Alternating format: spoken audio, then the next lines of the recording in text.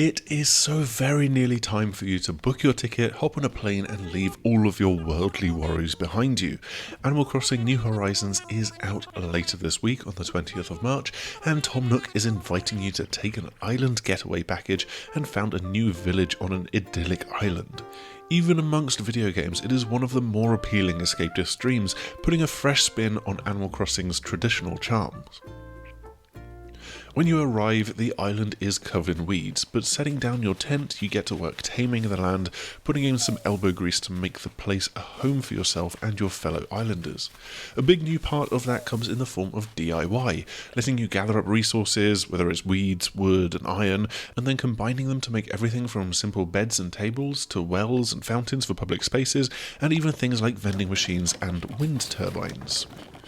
The DIY itself is not particularly complex. There's really only that handful of resources of wood and metal ore, but there's often DIY chains where you need to create first the wooden blocks that you can then fabricate into blocky furniture, or you first make a basic wooden shovel that you then upgrade with metal so that it's more durable.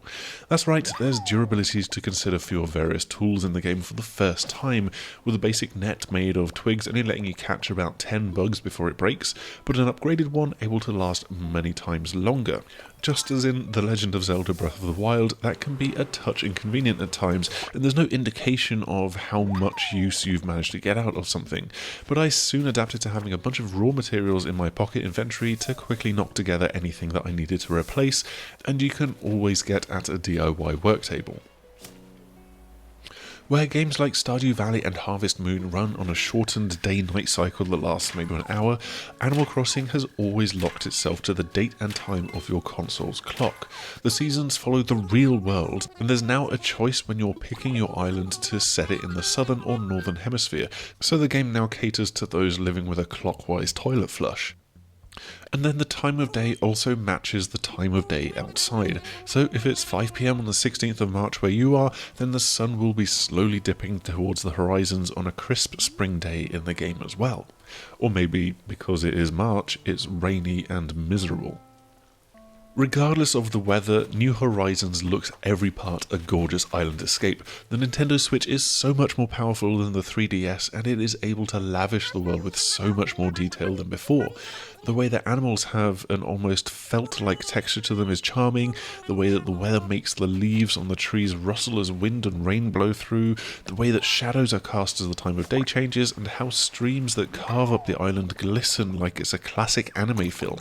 It is all absolutely sublime and makes for one of the best looking games on the Nintendo Switch.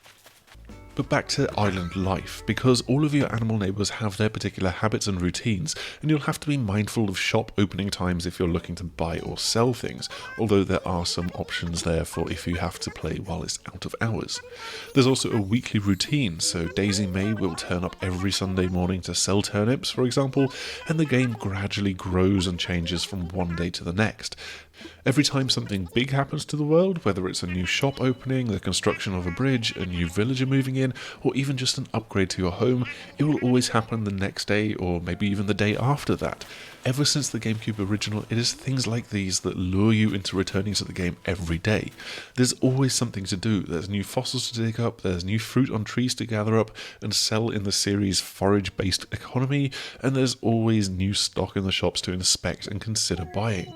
Oh, and there's almost always a new loan or public works projects for you to pay off as well. Adding to this daily routine are Nook Miles. This is an activity tracking app on the in-game Nook phone. Whether it's catching fish, spending money, acquiring new decorative items, or changing the island's flag, everything is tracked, and you're given Nook Miles for passing particular milestones. Once you move out of your tent and into a house, there's also Miles Plus, with a daily bonus for the first 5 things that you manage to complete in it. These can lead you to spend the day doing bug hunting, or encourage you to go and talk to people. Nook Miles as a whole are a neat evolution of the cat coupons that you could earn in New Leaf, and can lead to a variety of different rewards, like DIY recipes with which to customize your island. We've had the game for the last fortnight, and after the first week or so, the game settles back into a familiar routine for fans of the series. The game is at its best when you check in each day for about 20 to 30 minutes, although I wouldn't blame you for spending a lot more time there to start with. But it won't be long before maybe your routine is just turning it on quickly to knock off a few chores and see what's new. Tom Nook starts to show his true colours, that much is certain, so while you might have been able to pay off that initial loan with Nook Miles instead of bells, it is back to eye-watering amounts of debt for future upgrades to your abode. The first bridge that you get might be a DIY job as well, but later on it will be community-funded efforts, again, mainly by you, and as soon as there's more prospective residents on the way, then he leans on your free and eager labour to help prepare their homes. DIY remains pretty integral to the game experience, but it's really there as an option as opposed to using it to replace the game's underlying structure of buying things. New Horizons puts more control over how the island looks and is laid out in your hands than ever before, so you'll help new residents to find an ideal plot of land to settle into, ensuring that your precious money-making fruit trees aren't killed off at random when they move in, and you can now place decorative items and furniture all across the island. Though sadly they are little more than decorative. Eventually you'll earn the ability to shape the island itself, gaining tools to repaint the grass, to create paths, to create and remove streams and cliffs on the multi-tiered islands. These are long-term goals for you to work towards. In our 2 weeks of playing, we've yet to unlock them, but we did get to preview them for a little while previously. While they're powerful, they're a bit fiddly to use though, requiring really precise positioning of your villager in order to cut a diagonal on a stream, for example. Really, there's only a smattering of minor bruises to the tasty fruit of Animal Crossing's New Horizons. Nook Miles can be spent to jet off to randomly generated islands, but it doesn't take that long for them to become rather samey. They're pretty basic islands with just a few trees, a few rocks, and maybe, just maybe, an animal that you can invite to join you and live on your island as well. That makes them decent for getting resources and new fruits, but they're not that interesting after the first few visits. There's also a plethora of multiplayer options, including a new party play mode so that you can have up to 4 of your island inhabitants roving around at the same time on a single system. For some reason though, all but the lead player have to make do with the reduced single Joy-Con controls, even if you are using a Pro Controller in hand, and this makes switching tools more cumbersome than it needs to be. The multiplayer options are fuller and bigger if you have multiple consoles and multiple copies of the game, and that's true whether you're playing locally or online. You can visit each other's islands and go do your own thing basically, with some sensible non-destructive restrictions in by default. There is, however, a bit of faff with each player having to join one at a time, and this pausing the game for everybody that's hanging around on the island as this happens. The bigger deal for all of this though is that the islands and the saves that they generate are console-wide, meaning that all users on a console have to share the same island. That's going to be a real shame for people that would prefer their independence without the expense of having to buy a second console and a second copy of the game, but it's also an annoyance for families with multiple switches, where most games will let you take your save file and progress onto another console, but New Horizons will lock you and your island to a single one. More fundamentally, there's no way to back these islands up right now, so if your Switch is lost or broken, you will be forced to start your island life all over again.